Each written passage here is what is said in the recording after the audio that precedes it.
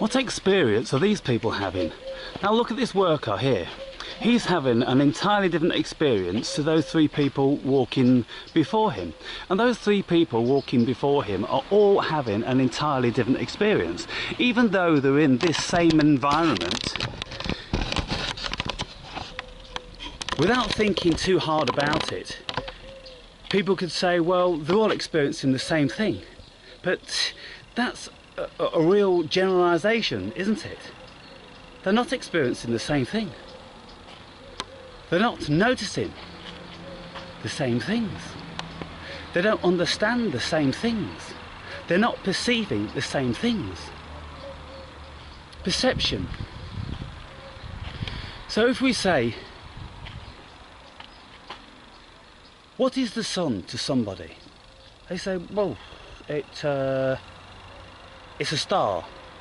Okay. What else is it? It's a form of heat and light. What else is it? Well, it's a star, it's a form of heat and light. It gives off energy. What's energy? Oh, energy is heat. Okay, so we doubled up on that one. What else do you know about a star? Well, it gives rise to photosynthesis, which is the act of converting energy from the sun into matter. And so plants, they use photosynthesis to be able to grow, because they transform that energy into something which is material and something which is living.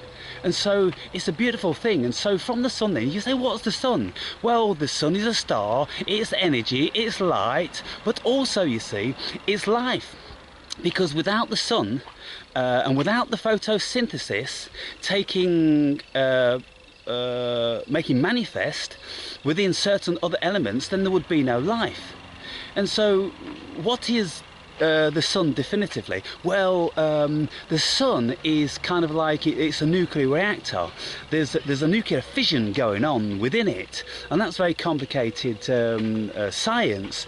But generally what happens is, due to the mass of any given star, then the center of the star is under such pressure that the atoms are split. And so when the atom is split, then it generates energy, and so the energy then is heat, and so it's self-replicating because it keeps turning itself inside out. And so as long as there is this mass, then there's always going to be this pressure inside, which reputedly causes nuclear fission. So you can see then, well, definitively, what is the sun? What is a star? What is light? What is photons? What is photosynthesis? What is life? It's everything. Everything is everything, isn't it? Where's the definitive answer to anything? There isn't. So you see the complexity, and this is how I look at the world, and this is why I say that there is no definitive truth out there. There's no point looking for definitive truth, because you'll just go round and round in circles. And when we look at life in all of its amazing forms, then we can see all different sorts of creatures. And if we ask ourselves, then what is this form of life? What is different about this form of life to the forms of life which are standing before it and feeding it? Very, very little.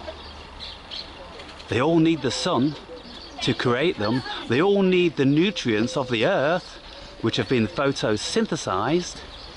They all need the elements, the air and the ground and the water. They all need the same stuff. We're all made of the same stuff. So where's the difference then between these creatures and human beings? Very, very difficult to say.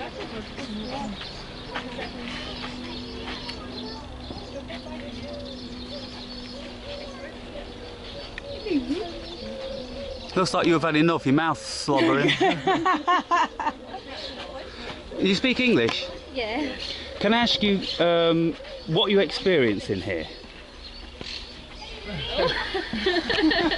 When you go along. Good question. Yeah, no, I'm serious. What is it that you're actually experiencing? What, as in at the zoo or in...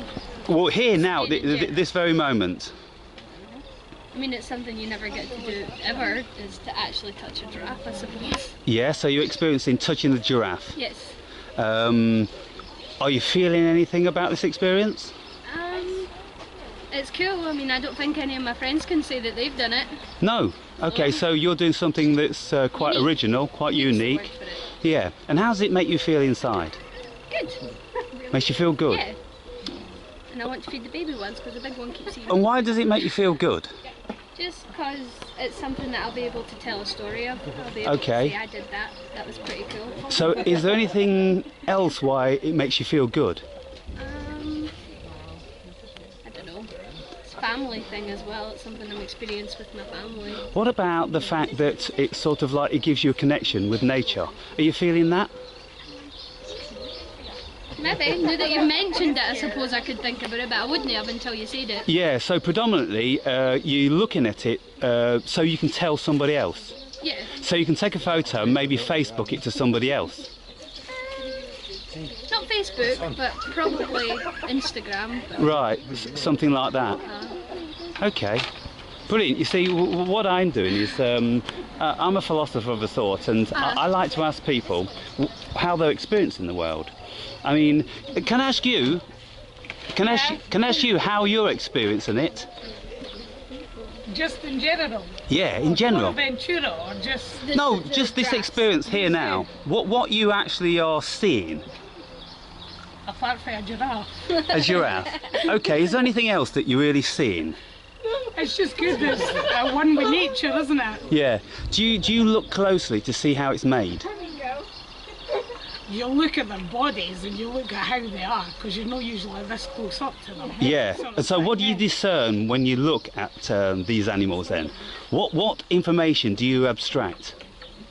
Just how beautiful they are, their colours and their body and that. So do you look at how their legs bend? Do you look at how their pattern is on their fur? No, really, eh? You're looking just because they're cute, eh? And you're feeding them, eh? So all you're seeing is Well, cute, really? Yeah, aye. Yeah. Different, And cute. so when you go away from here, say like tonight, and you have a reflection about your experience in the zoo, Yeah. what will you remember about that giraffe? How amazing they are, how they look. Yeah, but... Being near one. Okay, so you turn this way, you turn this way, look at me. Now you tell me how that giraffe looks. You explain it to me, how it looks. It's big, it's colourful, it's Hang on, cute. it's big and it's colourful. That's very, very generic, isn't it? Yeah. Can you be more descriptive? Define it more. It's like spotty, brown, beige.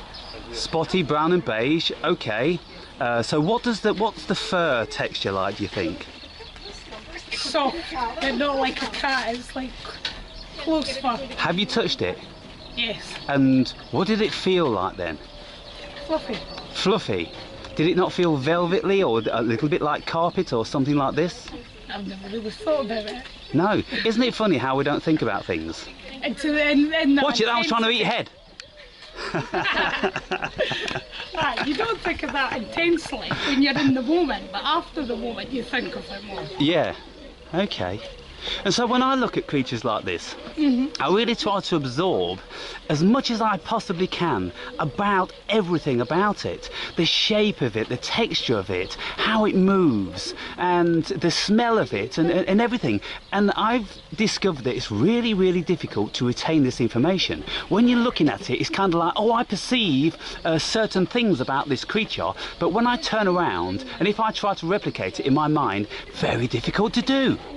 Do you know how difficult you are to discern? Huh? Oui. So, thank you very much for your time. That's okay. And have a beautiful day, yeah? Thank you. You too.